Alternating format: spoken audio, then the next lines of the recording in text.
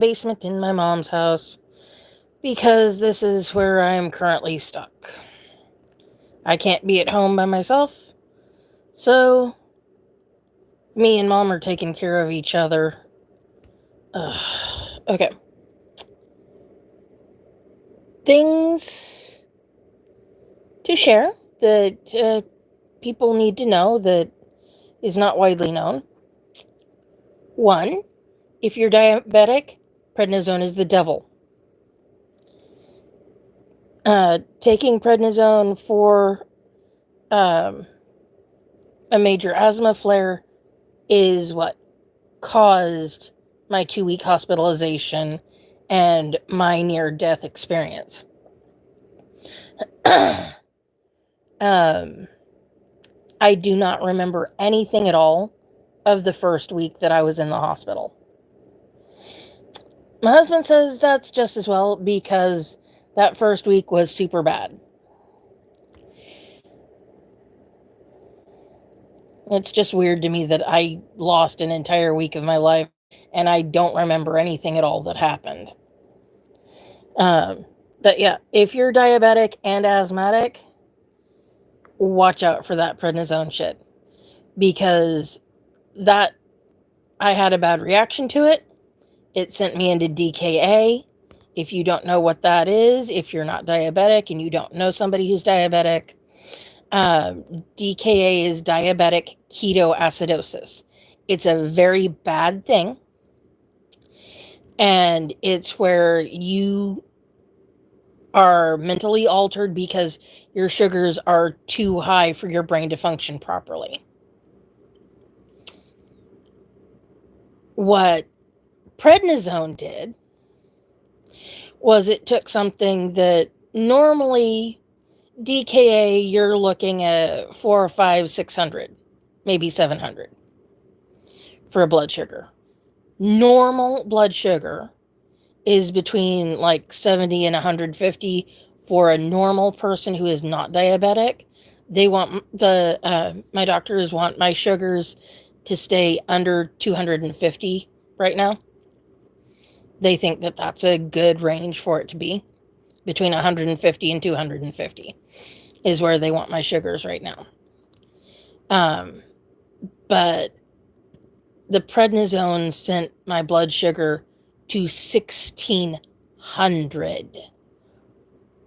1,600. Hello. If you're a little kid, this might not be something for you to watch.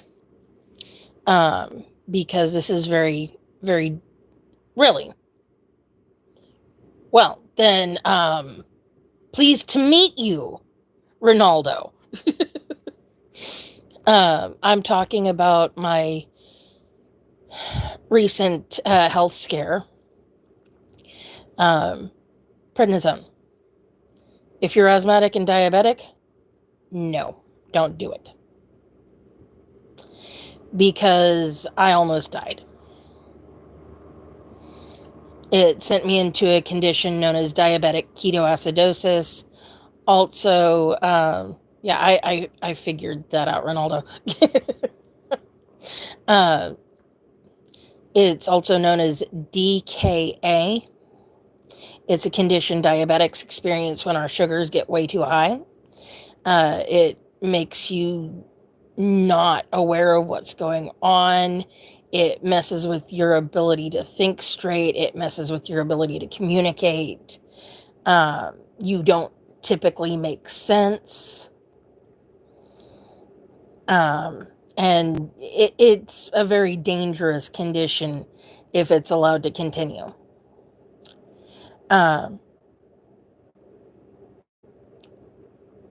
Drugs as in illicit drugs? No.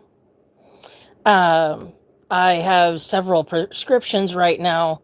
They're trying to heal damage that the DKA did to my heart. I'm also on dialysis so that they can heal the damage that it did to my kidneys. Right now I'm experiencing a condition called acute kidney injury. And that's also from the DKA. But yeah, that whole first week that I was in the hospital, I remember nothing. Apparently I was very combative, and I was not the most wonderful person to deal with. My husband said when he came home and found me in the condition I was in, my sugars were at 1600. Normal blood sugar is considered between 70 and 150 for somebody who's not diabetic. For me, they want me under 250. So 1600 is extremely high. And it took a lot for them to get my blood sugar back down to something that was more normal and less deadly. DKA can kill you. But yeah, I'm on dialysis right now. Lovely dialysis port. There's a line that goes in, there's a line that comes out. And when you have dialysis, they hook you up to this big machine that basically it's a giant external kidney. It washes your blood like your kidneys are supposed to. Also, fun biology fact, your kidneys play a part in red blood cell production. So if your kidneys are injured or damaged or non-existent, they are not helping you form new red blood cells. Your kidneys send out a chemical signal to the bone marrow in your long bones. That's like your femur, your forearms, the bone marrow in those areas are what create your red blood cells. So without your kidneys doing that, you're not going to make new blood cells, which means you're going to become anemic. Huh.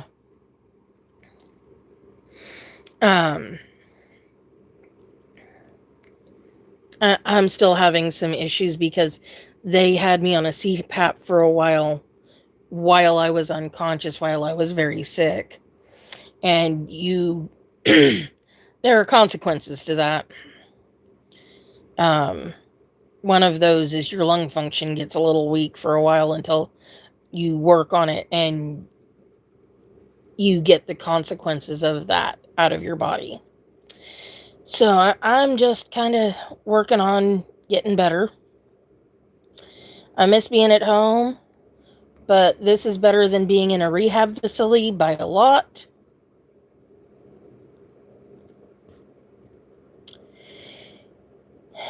I wish I was home. Can you guys not hear me?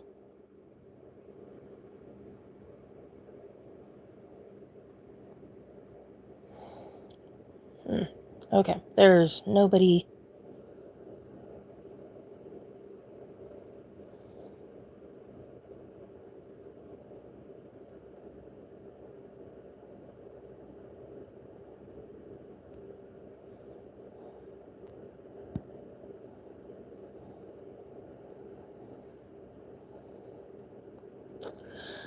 Okay, but yeah, being here at mom's is better than being in a rehab facility because there would be the same kinds of restrictions that there is when you're in the hospital. Here I can do what I need to do as I need to do it, and yeah, it's just a little bit at a time, one day at a time.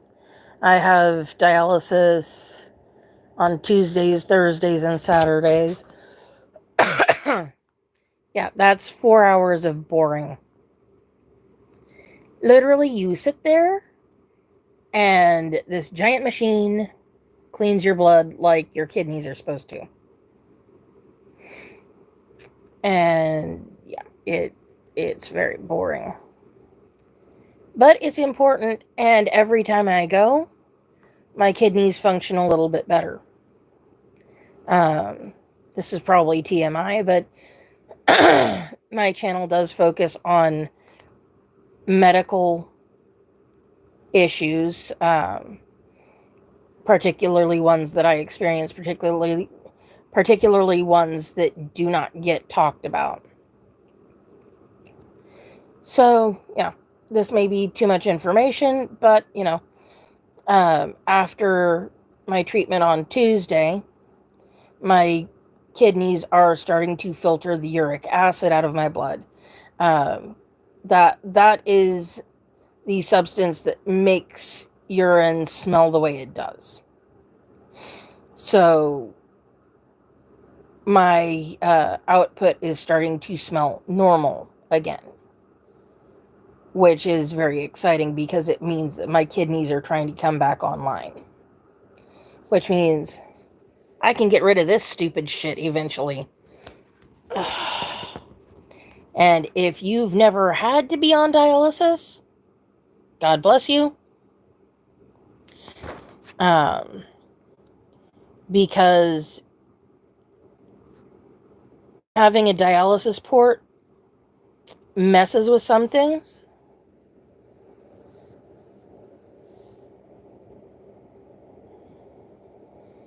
You see how this side of my neck looks normal?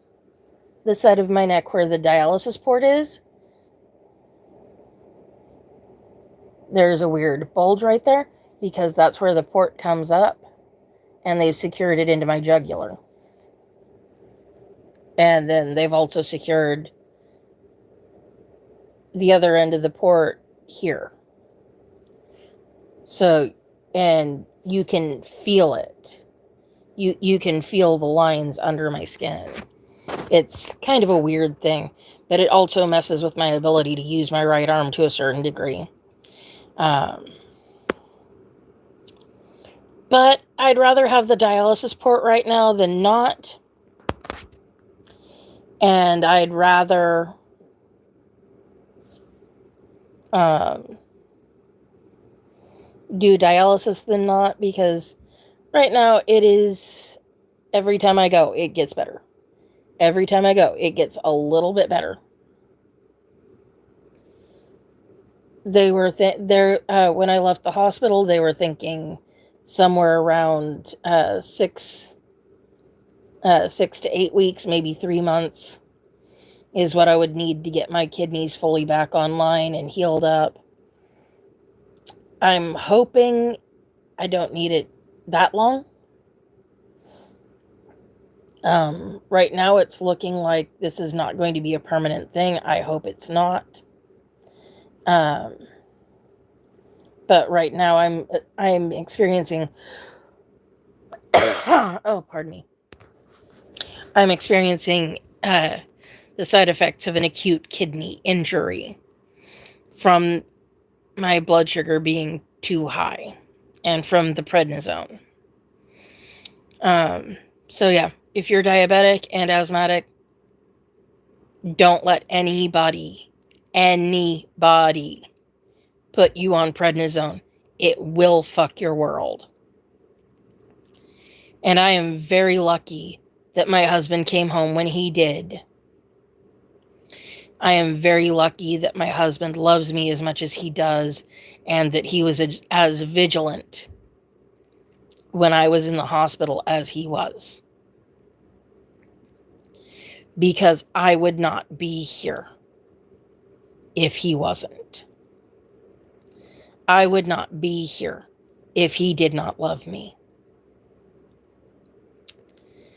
And never for a second believe that I am not aware of that.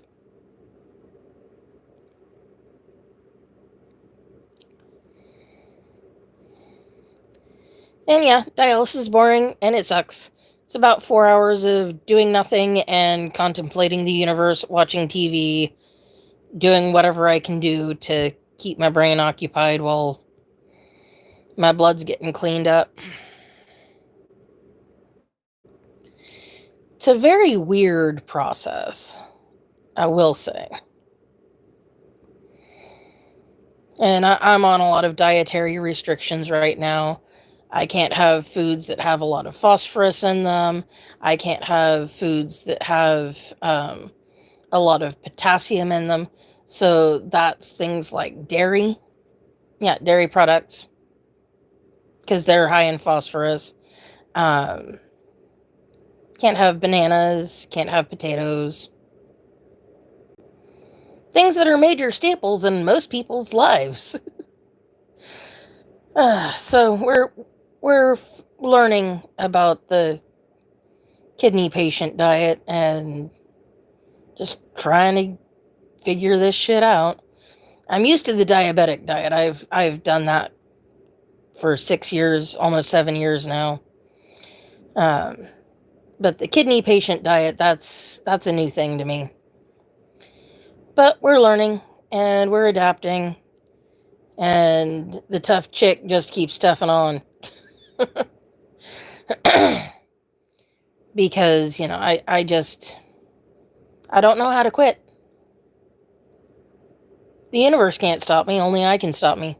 Actually, sometimes I can't even stop me. But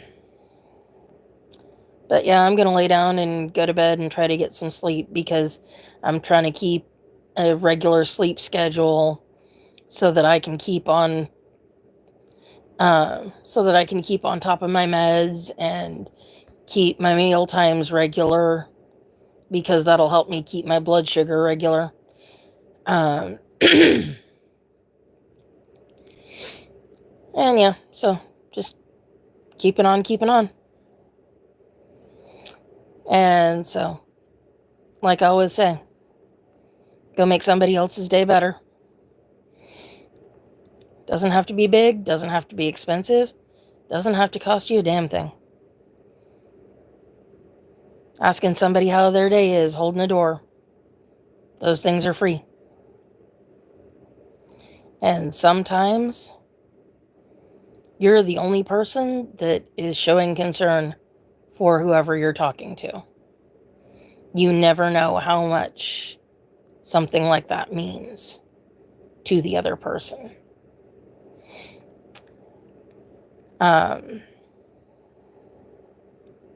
So yeah, go make somebody else's day better. Go let somebody else know that they matter and that they are important, because you matter and you are important. And you don't have to know somebody to love them.